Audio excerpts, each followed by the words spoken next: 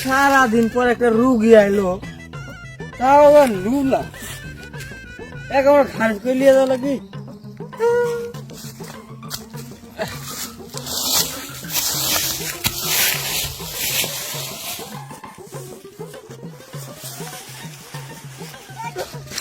Doctor দেখেন তো আর কি হচ্ছে। ডাক্তার দেখাও, আমি আগে দেখে নিই। আর শরীরে খুব সমস্যা, আগে এদিকে এসো, দেখে নি। আমি তো উঠতেই পারছি না। কম্পাউন্ডার নিয়ে এসো, তুমি ধরে নিয়ে এসো।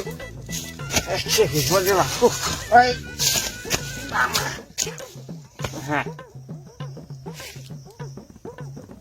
এত গুরুতর অবস্থা, শরীর শরীর টরিল দুর্বল, একটা সেলাইন করে নাও, করে দাও, তাহলে ঠিক হয়ে যাবে না, তাহলে হবে না। যাও সেলাইন করে দিয়ে। আমি তো নতুন ডাক্তার, আমি তো সেলাইন টেলাইন করিনি কোনোদিন। এখন আমার কম্পাউন্ডার কি করে, কিন্তু তো দিবিনি সে। ডাক্তার স্যালাইন কোনটি দিব? ওই যেখানে ফাঁক পাবে সেখানেই দিয়ে দেবে। কম্পাউন্ডার, আমাদের পিছনের রুমে সেলাইন আছে নাকি, দিয়ে দাও থাকলে। শালার 2000 টাকা দামের সেলাইন, সেলাইন তো নাই, সেলাইন বানায় দিব।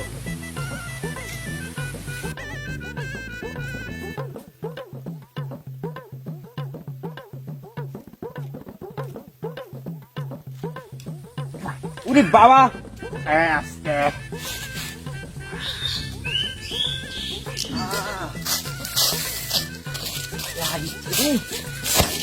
কি সমস্যা বলো?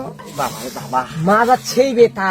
এদিক হও, ওই বানুরহাট মেডিকেলে দেখাছি, হচ্ছে অস্ত্রোপচার করা লাগবে। আগে এদিকে এসো, দেখে নি। আচ্ছা বাবারি,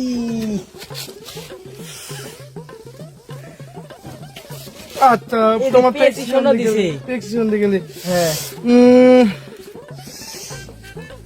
মাত্রা দেখতেছি অস্ত্রোপচার করা লাগবে। অস্ত্রোপচার করতে বলেনি। হ্যাঁ পুলিশ হলো তো, ওটা আবার ট্রাক তো আমার এখানে অস্ত্রোপচার করে দেবো আমরা। তুমি আমার কম্পাউন্ডারের সাথে যোগাযোগ করো। টিকা 10,000 লাগবে। ইরি মা টিকা না ওরা 1 লাখ টাকা, 1 লক্ষ টাকালে আমরা মাত্র 10,000 করে দেবো। তোমার যেটি কম পাবে সেটি করে নেবে না, তাহলে আমার এটি করো, কমসে করে দেবো না, আরো হয়তো 2,000 কম, তোমাকে 8,000 করে দেবো। আচ্ছা আগে চিকিৎসা তো। তুমি কি অস্ত্রোপচারের সম্বন্ধে কিছু জানো? আমি তো কিছুই জানি না।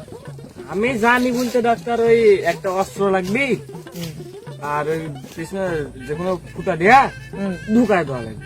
তাহলে ওটাই করো গা, যাও। আমি তো কিছুই জানি না এই সম্বন্ধে। রুগী ওটিতে আছে, তুমি ওটাই করো গা, যাও। আচ্ছা ঠিক আছে। আচ্ছা যাও, দেখে শুনে করো। আচ্ছা, আগে অস্ত্রটা পাচার করি।